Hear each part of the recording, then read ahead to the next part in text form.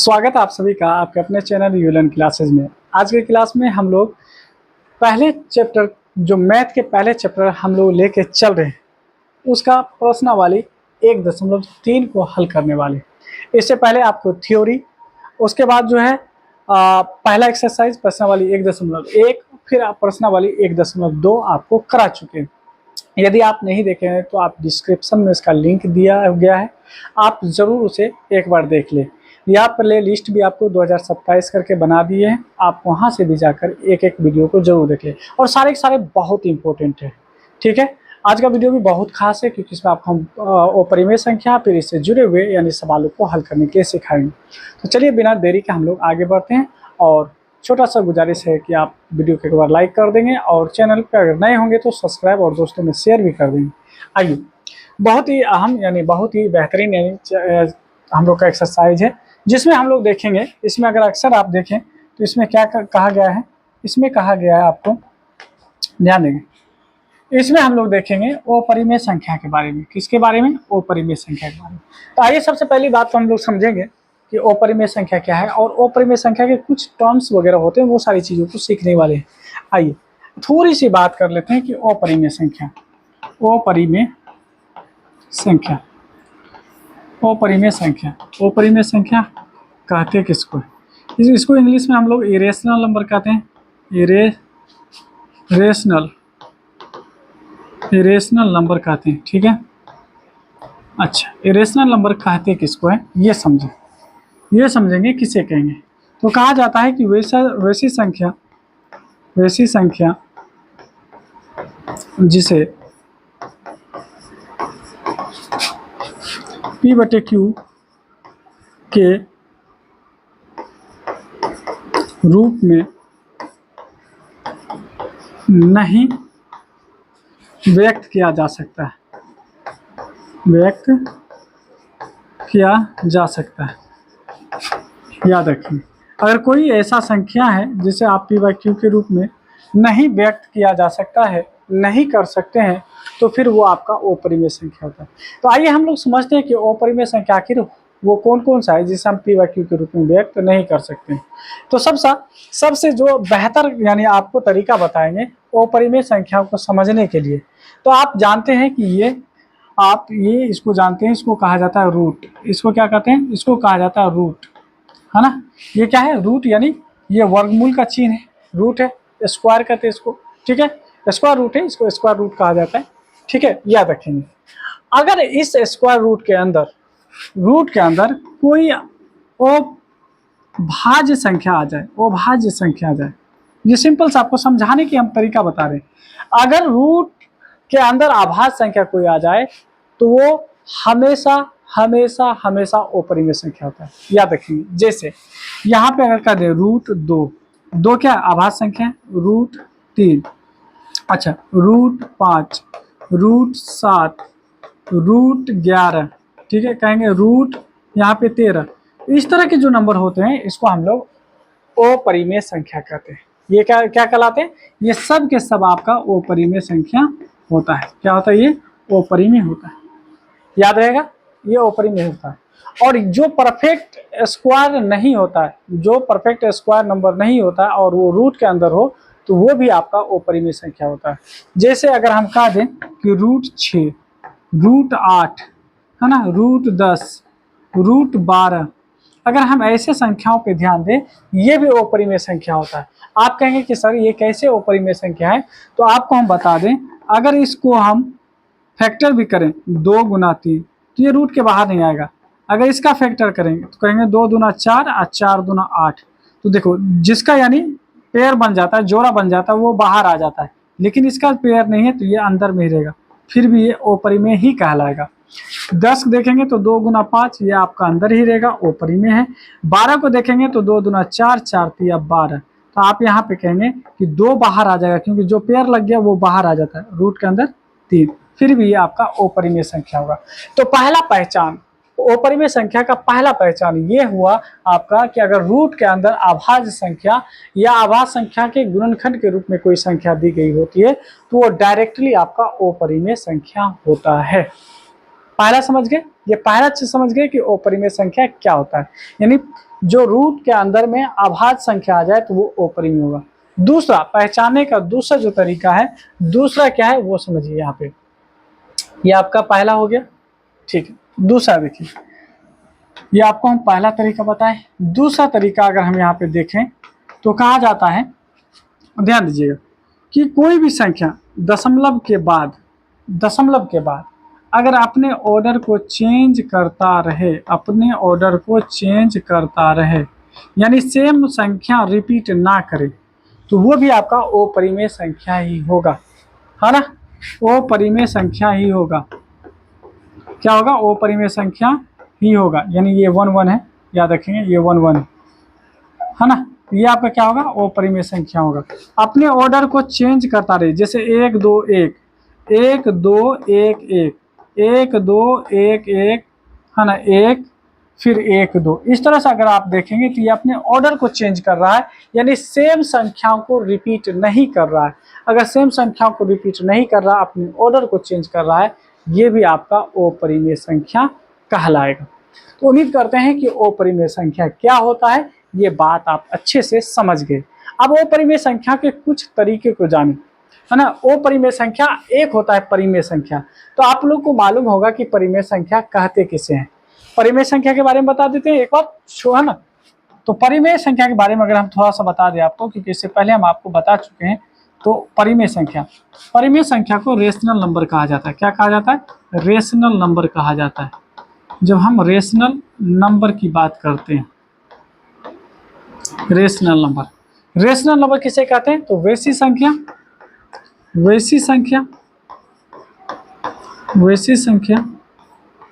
जिसे P/Q के रूप में और Q0 के रूप में, P/Q के रूप में व्यक्त किया जाता है, व्यक्त किया जा सकता है, जहां आपका Q जो है वो 0 नहीं होना चाहिए। अगर Q आपका 0 नहीं होता है तो उसी को हम लोग कहेंगे परिमेय संख्या। समझ गए? अब परिमेय संख्या क्या क्या हो सकता है, तो जैसे कि बात कर ले परिमेय संख्या में क्या हो सकता है, तो जितने भी फ्रैक्शन के रूप में होता है, भिन्न के रूप में जितने भी नंबर आता है, वो सब के सब आप परिमेय संख्या है, क्योंकि इसे आप P/Q के रूप में लिख पा रहे हैं। दूसरा, अगर शांत दशमलव वाला कोई भी नंबर है, शांत दशमलव वाला कोई भी नंबर है, तो ये भी आपका क्या है? ये भी आपका परिमेय संख्या है। ये भी क्या है? आपका परिमेय संख्या है। तीसरा, अगर दशमलव के बाद कोई नंबर रिपीट कर रहा है, सेम नंबर रिपीट कर रहा है, जैसे यहाँ पे देखेंगे 1 2 1 2 1, तो ये भी आपका परिमेय संख्या है।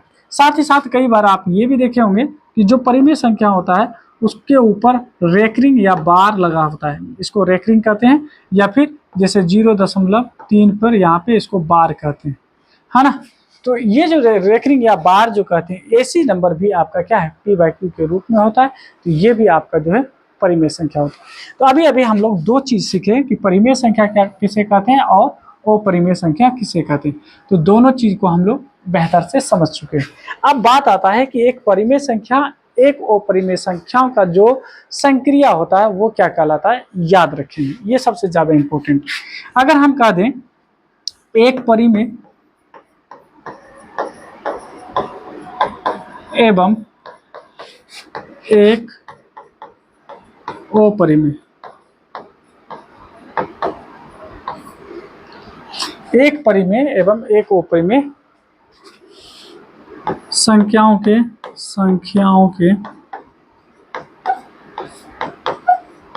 संक्रियाएं, इनके संक्रियाएं क्या क्या है, आइए इनके संक्रियाओं को समझते हैं। पहला कहा गया कि एक परिमेय संख्या हो और दूसरा अपरिमेय हो। क्या हो? एक परिमेय हो और दूसरा क्या हो? एक अपरिमेय हो। आप इन दोनों पे थोड़ा सा विचार करेंगे। अभी हम जो समझाने का प्रयास करेंगे, इन दोनों पे अगर हम प्रयास करेंगे समझने की, तो आपको हम समझा पाएंगे। ठीक है। तो हम अच्छे से समझा पाएंगे आपको। एक मिनट, बस थोड़ा सा आप बने रहे, आपको समझा रहे। हम यहाँ पे 4 बात लिए हैं, चारों बात पे थोड़ा सा ध्यान देना है आपको। बस एक बार ध्यान देंगे, आपका यहाँ से बहुत सारे सब्जेक्टिव और ऑब्जेक्टिव दोनों सवाल अच्छे से बनेंगे, है ना। दोनों सवाल आपके अच्छे से बनेंगे, ध्यान दीजिएगा, ध्यान दीजिए। अब देखिए, कहा कि अगर एक परिमेय संख्या एक अपरिमेय संख्या को जोड़ देते हैं, तब जो आपको संख्या मिलेगा वो आपका अपरिमेय संख्या कहलाएगा। क्या कहलाएगा? अपरिमेय संख्या कहलाएगा। जैसे यहाँ पे आपको हम समझाने की चेष्टा करें, अगर हम समझाने की कोशिश करें, जैसे बोले कि 2 क्या है? परिमेय संख्या, जबकि √3 क्या है ना, जबकि √3 क्या है? अपरिमेय संख्या। अब दोनों मिलकर क्या कहलाएगा? यानी 2√3 क्या कहलाएगा? तो ये भी आपका अपरिमेय संख्या ही कहलाएगा। यानी एक परिमेय संख्या एक अपरिमेय संख्या, दोनों को जोड़ दीजिए, क्या कहलाएगा? अपरिमेय संख्या। तो आपके एग्जाम में पूछता है कि एक परिमेय एवं एक अपरिमेय संख्याओं का योगफल होता है, क्या होता है? तो अपरिमेय संख्या होता है, याद रखिए। दूसरा, एक परिमेय संख्या है और दूसरा अपरिमेय संख्या, इसको हम घटा दिए, क्या किए? माइनस किए। देखिए, याद रखिए, माइनस किए, घटाए, तो इसका जो योग यानी अंतर आएगा वो भी अपरिमेय संख्या आएगा। यानी जोड़ दीजिए, घटा दीजिए, आपको क्या मिलेगा? अपरिमेय संख्या। यानी 2 माइनस √3 ये क्या कहलाएगा? ये भी आपका अपरिमेय संख्या ही कहलाएगा। तीसरा कहता है यहाँ पे, ये आपका दूसरा था, ये तीसरा। तीसरा कहता है कि दोनों को गुना कर दीजिए। जैसे परिमेय संख्या 2 है, √3 है। अब इन दोनों को अगर हम गुना करेंगे तो अब जो आपको मिलेगा, ये आपको क्या मिलेगा? ये भी अपरिमेय ही मिलेगा। यानी 2√3 को क्या आपको बोलेंगे? ये आपका अपरिमेय संख्या है। क्या है ये? अपरिमेय संख्या होता है। अच्छा, चौथा देखेंगे तो इसमें क्या है? मान लीजिए 2 है और यहाँ पे डिवाइड, यानी डिवाइड कर देते हैं √3 से, तो अब जो संख्या मिलेगा ये भी हमारा क्या कहलाएगा? अपरिमेय ही कहलाता है। यानी 2/√3 क्या कहलाएगा? अपरिमेय संख्या। तो ये 4 बात आपको याद रखना है कि एक परिमेय संख्या एक अपरिमेय संख्या का जोड़ हो या घटाव हो या गुना हो या भाग हो, हर एक, है ना, कंडीशन में आपको जो है अपरिमेय संख्या ही देता है। ये आपको ऑब्जेक्टिव में बहुत ही ज़्यादा यानी हेल्पफुल करेगा। और अभी जो कुछ सवाल को हम लोग सॉल्व करेंगे, उसको प्रूव करेंगे, तो वहाँ पे ये आपको देखने के लिए मिलेगा। ठीक है, आइए अब हम लोग सवालों को हल करते हैं। देखिए, अब मेरा जो पहला सवाल है कि सिद्ध कीजिए कि √5 एक अपरिमेय संख्या है। ठीक है, एग्जाम में क्या कैसे पूछता है? एग्जाम में कुछ चेंज करके पूछता है। इसी का अगर हम ऐसे नहीं लिखते तो ऐसे लिख, मान लीजिए इसको अगर ऐसे नहीं लिखते तो कहता है कि सिद्ध कीजिए कि √5 है ना एक परिमेय संख्या है ना, परिमेय संख्या है ना। देखिए कैसे पूछता है आपके एग्जाम में, नहीं है। तो अगर नहीं है आपसे पूछ दे तो फिर परिमेय संख्या नहीं है, और नहीं तो डायरेक्ट कहेगा अपरिमेय संख्या है। तो दोनों में से जिस भी तरीके से पूछेगा बस आपका काम बन जाएगा। अगर मान लीजिए हम ऊपर वाले के हिसाब से बना रहे हैं कि सिद्ध कीजिए कि है ना √5 एक है ना अपरिमेय संख्या है, तो यहाँ पे हम लोग जब हल करेंगे तो मानेंगे कि माना √5 एक परिमेय संख्या है। क्या है? परिमेय संख्या है। ये बात आपको मानना पड़ेगा, चाहे ऊपर वाले के तरीके से दे या नीचे वाले के तरीके से, जो भी दे आपको ये मानना होगा। तो हम लोग बात कर रहे थे कि यहाँ पे हम लोग को मान लेना है। क्या मान लेना है? कि मान लिए कि रूट ये जो आप देख रहे हैं, है ना, ये जो रूट है √5, इसको हम लोग परिमेय संख्या मान लिए। अब जब हम परिमेय संख्या मान लिए तो हम लोग जानते हैं कि परिमेय संख्या को p/q के रूप में लिख सकते हैं। तो यहाँ पे हम लोग जैसे √5 को परिमेय माने हैं तो इसका मतलब ये p/q के रूप में हम लिख सकते हैं, क्योंकि परिमेय संख्या भी लिख सकते हैं। लेकिन याद रखिएगा, ये p तथा q जो है ये सआभाज्य संख्या है। क्या है? कोप्राइम नंबर है, जहाँ q 0 नहीं होना चाहिए, q 0 नहीं होगा, याद रखिए। अच्छा, कोप्राइम नंबर क्या होता है? कोप्राइम नंबर का मतलब है इन दोनों में एक के अलावा और कोई कॉमन संख्या नहीं हो सकता। जैसे 3 बटे अगर हम 5 ले लें तो इसमें हम कह सकते हैं कि 1 गुना 3 और 1 गुना 5। तो इसका मतलब है कि इनके साथ केवल एक ही कॉमन आ रहा है, तो इसका मतलब है ये इसको को प्राइम नंबर हम कहेंगे। लेकिन अगर कोई कह दे कि 12 बटे में यहाँ पे जो है दिया हुआ है 6 या 6 छोड़िए, यहाँ पर अगर कह दें 8 दिया हुआ है या 4 दिया हुआ है, तो अगर 4 दिया हुआ है या 8 ही दिया होगा तो इसमें देखिए अलग अलग कॉमन है। जैसे देखिए हम यहाँ पे कहेंगे 2 दूना 4, 4 तिया 12, नीचे में क्या कहोगे 2 गुना 2 4। हम क्या बोले थे अभी, एक के अलावा कोई नहीं आना चाहिए कॉमन, लेकिन याद रखिए 2 भी है ना, 2 बार कॉमन आ रहा है, या फिर आप कह सकते हैं 4 कॉमन है। तो एक के अलावा और कोई नहीं होना चाहिए। अगर एक के अलावा कोई आ गया तो फिर वो को प्राइम नहीं कहलाता है। ठीक है, ये को प्राइम है क्योंकि इसमें एक के अलावा और कोई संख्या नहीं। तो P और Q के साथ एक के अलावा और कोई संख्या नहीं होना चाहिए। अच्छा, अब क्या करेंगे, दोनों तरफ वर्ग कर देंगे। दोनों तरफ वर्ग करने पर तो दोनों तरफ वर्ग कर दीजिए। तो 5 का वर्ग और P बटे Q का वर्ग कर दिए। ठीक है, अब यहाँ पे वर्ग करने पर है ना रूट कट जाता है, ये बच जाएगा P का स्क्वायर बटे में Q का स्क्वायर। ठीक है, आप क्या करेंगे, इसको आप है ना क्रॉस मल्टीप्लाई करोगे तो ये हो जाएगा Q का स्क्वायर, ठीक है, बराबर में ये P का स्क्वायर पहले से था, 5 नीचे आ जाएगा। जब इतना हो जाएगा तो आपको यहाँ पे लिखना होगा, कहेंगे चूंकि ये जो 5 है ना Q स्क्वायर को विभाजित कर रहा है। क्या कर रहा है, Q स्क्वायर को विभाजित करता है। अच्छा ये बताइए, अगर Q पे स्क्वायर नहीं होता तो क्या 5 Q को विभाजित नहीं करता? जैसे अभी यहाँ पे देखो, सॉरी ये क्यों लिखे हैं, तो गलती लिख दिए है ना, थोड़ा सा इसको सुधार लीजिएगा। यहाँ पे जो है 5 जो है P स्क्वायर को विभाजित कर रहा है। किसको, P स्क्वायर को विभाजित कर रहा है।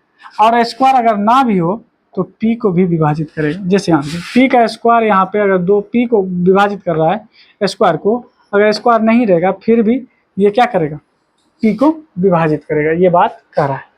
तो 5P को भी विभाजित करेगा, अब क्या करना है, अब हमको क्या करना है, फिर से मानना होगा, है ना। फिर से क्या करेंगे, हम लोग मानेंगे, क्या करेंगे, है ना, फिर माना, क्या कहेंगे, फिर माना। क्या मानोगे, ये जो P स्क्वायर है, ये जो P है, P के बदले में हम कुछ मानेंगे। क्या लगा हुआ है, 5 के साथ K लगा दीजिए। हम मान लिए कि P बराबर में K है, P बराबर में क्या है, K है। तो अब हम क्या करेंगे, यहाँ पे अगर देख पा रहे होंगे तो यहाँ पे इसको अगर हम इक्वेशन 1 कह लें तो हम इसमें इसका वैल्यू P के जगह पे 5K रख सकते हैं। ठीक है, हम थोड़ा सा इसी में रखने की प्रयास कर रहे हैं जगह बनाकर। ठीक है, चलिए, तो हम यहाँ पे रखने की प्रयास कर रहे हैं ताकि आपको चीज़ समझ में आए। Q स्क्वायर बराबर में आप देखे थे कि P स्क्वायर बटे में 5 था। अब हम बोल रहे हैं Q स्क्वायर का Q स्क्वायर, P के जगह पे 5K माने हैं तो इसका होल स्क्वायर, क्योंकि स्क्वायर रखेंगे। P के बदले में हम लिए हैं 5K। अच्छा, 5 क्यों लिए, क्योंकि यहाँ पे 5 दिया, 3 रहता तो 3 लेते, और नीचे में 5 है। अब आप कहोगे कि Q का स्क्वायर बराबर में 25K स्क्वायर बटे में 5। अगर 5 से डिवाइड कर देते हो तो ये आ जाएगा 5 बार में, और ये 5 गुना में, यानी अगर हम यहाँ पे थोड़ा सा और फ्रेश कर दें 5K स्क्वायर, अब 5 को इधर भेजेंगे तो ये हो जाएगा Q का स्क्वायर बटे में 5 बराबर में K का स्क्वायर। अब वही बात, सेम बात हम लिखेंगे जो बात यहाँ पे लिखे थे, सेम इसी को कॉपी पेस्ट हम करके ही दिखाते, कॉपी पेस्ट करेंगे। और कॉपी पेस्ट कैसे करेंगे, है ना, हम लिख ही देते हैं। कॉपी पेस्ट वही लिखेंगे, चूंकि 5 Q को विभाजित करता है,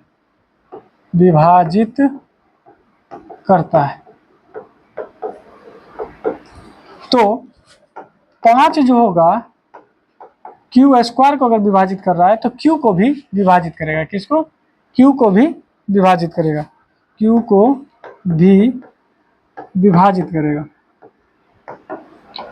जित करेगा।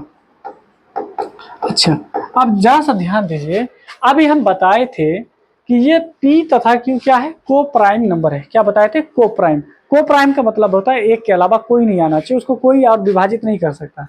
अब हम ये देख रहे हैं कि P के साथ भी 5 है और Q के साथ भी 5 है, यानी दोनों के साथ यानी 5 आ रहा है।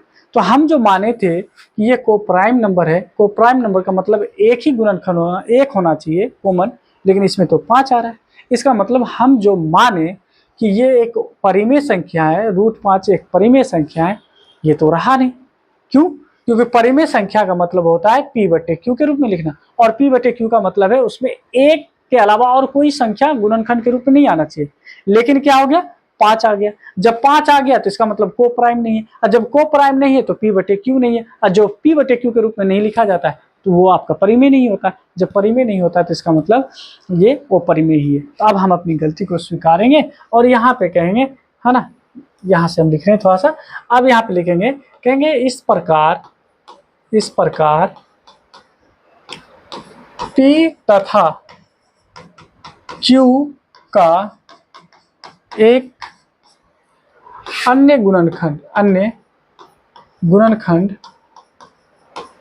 गुणनखंड हमको क्या प्राप्त हुआ, 5 प्राप्त होता है। क्या प्राप्त हुआ, 5 प्राप्त होता है। जो विरोधाभास है ना, जो विरोधाभास है, अगर ये विरोधाभास है तो इसका मतलब है कि हम जो माने वो गलत माने, अतः हमारा मानना गलत हुआ,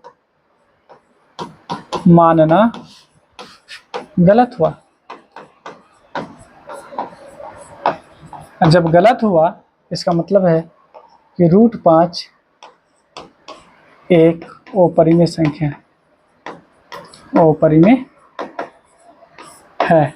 क्या है, अपरिमेय। और इस तरह से हम इस सवाल का जवाब देते हैं। ठीक है, उम्मीद करते हैं आप चीज़ों को समझ पाए होंगे। हम एक एक चीज़ों को बारीकी से समझाने की प्रयास किए। आइए अगले सवाल को देखते हैं। सवाल नंबर 2 कहता है, सिद्ध कीजिए कि 3 + 2√5 एक अपरिमेय संख्या है। ये आसान होता है ये सब सवाल, तो इसको जब हल करेंगे तो फिर वही बात करेंगे कि मानो 3 + 2√5 एक परिमेय संख्या, एक परिमेय है।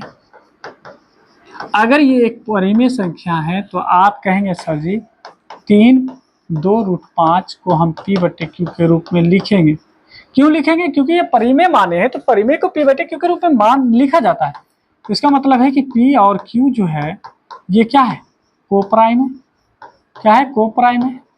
और जब को प्राइम होगा और Q हमारा 0 नहीं होगा, को प्राइम है। अब देखिए यहाँ पे एक्चुअल में होता क्या है कि ये अगर 2√5 को रहने दे इस साइड और P/Q है, 3 को इस साइड ले जाएंगे तो आप कहेंगे कि माइनस होगा। बहुत सुंदर बात। 2 5 रूट, आप इसको अगर एलसीएम लेंगे तो Q और ये हो जाएगा P - 3Q। कैसे, इसके नीचे कुछ नहीं तो 1 से Q में डिवाइड करेंगे तो Q, और Q को 3 से गुना करेंगे तो आपका यही बात होगा। या आप ऐसे भी कह सकते हैं यहाँ पे कि P/Q -3 है, इसके नीचे कुछ तो 1, नीचे वाले को नीचे वाले से गुना कर दीजिए, ये हो जाएगा Q, ऊपर वाले को इससे क्रॉस मल्टीप्लाई, एक यानी P को 1 से तो P होगा, और यहाँ माइनस है तो माइनस लगाइए, 3 को Q से तो 3Q होगा। आप ये भी बात यहाँ पे लिख सकते हैं। अब देखिए यहाँ पे एक्चुअल में क्या हुआ कि √5, यहाँ पे हम √5 को केवल रहने दें तो कहेंगे P- क्या कहेंगे, P - 3Q बटे में Q, और जैसे ये 2 को इस साइड भेजेंगे तो ये बन जाएगा भाग में। अब देखिए यहाँ पे इस बात को अगर देख पाओगे तो ये P/Q के रूप में आ गया। जो P/Q के रूप में आ गया वो तो परिमेय है। क्या √5 परिमेय है? नहीं है, क्योंकि अभी जस्ट हम इसको सिद्ध भी किए थे कि √5 आ जाए, √3 आ जाए, √7 आ जाए, √11 आ जाए, ये परिमेय नहीं होता। तो हम यहाँ पे लिखेंगे चूंकि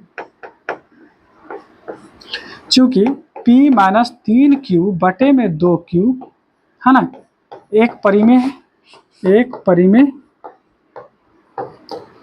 है, जबकि है ना, जबकि √5 एक अपरिमेय क्या है? एक अपरिमेय। आप बताइए, एक परिमेय आ गया, एक अपरिमेय आ गया, और बीच में क्या है? प्लस है। अभी जस्ट बताए थे कि एक परिमेय संख्या एक अपरिमेय संख्या का जो योगफल होता है, जो जोड़ होता है, वो क्या होता है? ध्यान देंगे यहाँ पे क्या बताए थे? एक परिमेय संख्या और एक अपरिमेय संख्या का जोड़ क्या होता है, यानी योग क्या होता है? अपरिमेय होता है। तो अब यहाँ पे हमको क्या लिखना पड़ेगा? यहाँ पे लिखना पड़ेगा, है ना, कहेंगे इस प्रकार, ठीक है, कहेंगे इस तरह, इस तरह एक परिमेय एवं एक अपरिमेय का, है ना, योग, योग या योगफल, योग या योगफल एक अपरिमेय, एक अपरिमेय, है ना, क्या है? एक अपरिमेय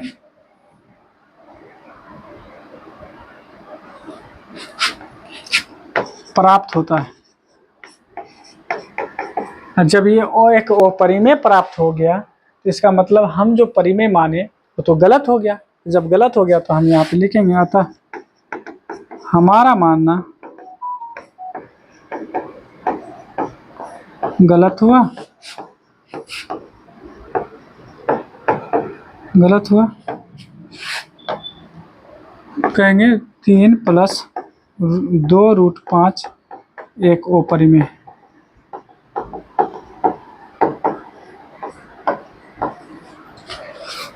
उम्मीद करते हैं कि ये सवाल भी आपको समझ में आया होगा, क्योंकि हम चीज़ों को समझाते हुए आगे बढ़ रहे हैं, ठीक है, और मेरे साथ आप भी समझ रहे हैं। आइए अगला सवाल देखते हैं। अगला सवाल अगर देखें तो देखिए कितना सिंपल सा है। फिर वही काम करेंगे यहाँ पे।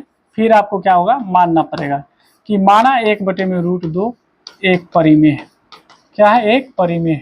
जब एक परिमेय है तो आप क्या कहोगे कि सर 1/2 को हम लिखेंगे p/q, ठीक है।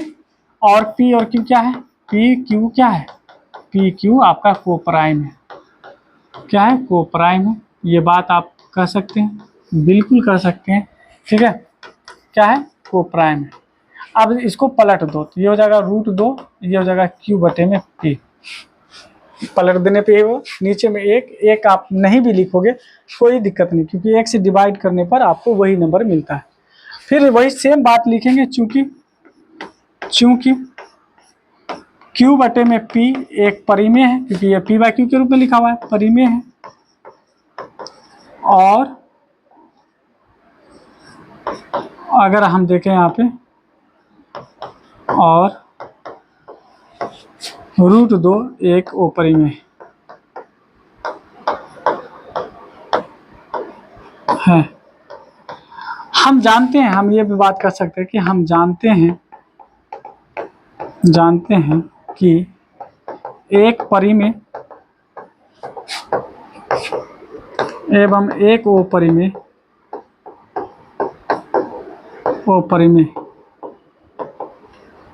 का, ये देखिए, ये भाग के रूप में है ना, भागफल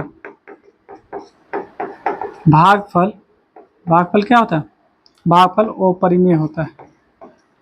क्या होता है? अपरिमेय होता है।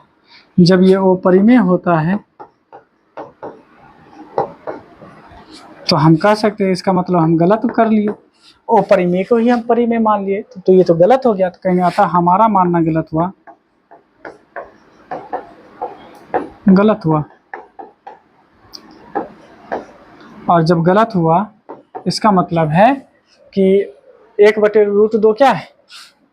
क्या 1/√2 क्या है? आप कहेंगे कि 1/√2 क्या है? अपरिमेय संख्या कहेंगे, इसलिए 1/√2 एक अपरिमेय संख्या। चलिए, ये सवाल भी हम आसानी से हल कर चुके हैं। अब आइए अगले सवाल को देखते हैं। जो कि दूसरे नंबर का सवाल है 7√5। अब देखिए इसमें भी क्या है, सेम इसी सवाल को अगर देखें सेम है, बस हमको क्या करना है, दूसरे नंबर के अगर सवाल को देखेंगे तो सेम बात क्या कर सकते हैं, इसको एक बार आप नोट कर लीजिए या स्क्रीनशॉट ले लीजिए, समझा देते हैं, इसी में समझा देते हैं, इसी में आप दोनों सवाल को बना लोगे। अगर यहाँ पे कह देते हैं कि ये जो सवाल दिया है 7√5, यहाँ भी हम लिखते हैं 7√5, सिंपल सा आप यहाँ पे ये करते हैं कि √5 को रहने देते हैं, जैसे 7 इधर आता तो ये हो जाता P/7Q। बस यहाँ पे हमको लिखना था P/7Q एक परिमेय है, जबकि √5 क्या है, √5 एक अपरिमेय। और हम जानते हैं कि एक परिमेय एवं एक अपरिमेय संख्याओं का यहाँ पे गुना का संबंध है। अब बस यहाँ पे गुणनफल लिख देते हैं, क्या लिखते हैं कि गुणनफल अपरिमेय होता है। अब तब हमारा मानना गलत हो जाता, जब गलत हो जाता तो 7√5 क्या हो जाता, अपरिमेय हो जाता, और ये सवाल यहाँ पे आपका कंप्लीट हो जाता। इसी प्रकार से इसको भी लिखते बस, है ना, 6 को साइड भेज देते तो P/Q और -6 आपका परिमेय हो जाता, जबकि यहाँ पे रूट जो आपका 2 है वो परिमेय हो जाता। और यहाँ पे कहते हैं हम जानते हैं कि एक परिमेय एवं एक अपरिमेय संख्याओं का योगफल जोड़ है, तो हम योगफल लिखते और आपका ये भी हल हो जाता। तो उम्मीद करते हैं ये जो सवाल आपको बताए हैं, है ना, ये भी आपको बता दिए, और ये लास्ट वाला भी आपको हिंट्स दे ही चुके हैं, है ना। आप इसे खुद से भी बनाएं और कमेंट के जरिए से मुझे बताएं कि आज का क्लास कैसा रहा, और आपको अगर ये कंटेंट और ये वीडियो अगर आपको पसंद आ रहा है तो आप हमें सब्सक्राइब कर लें और वीडियो को, है ना, लाइक भी जरूर करें और दोस्तों में भी शेयर करें। मिलते हैं अब नेक्स्ट वीडियो यानी इसी चैप्टर के यानी एक्सरसाइज 1.4 में, और चैप्टर का लास्ट से यानी वीडियो होगा, उसके बाद फिर आपको ऑब्जेक्टिव क्वेश्चन कराएंगे, फिर हम दूसरे चैप्टर को हल करेंगे। मिलते हैं नेक्स्ट वीडियो में।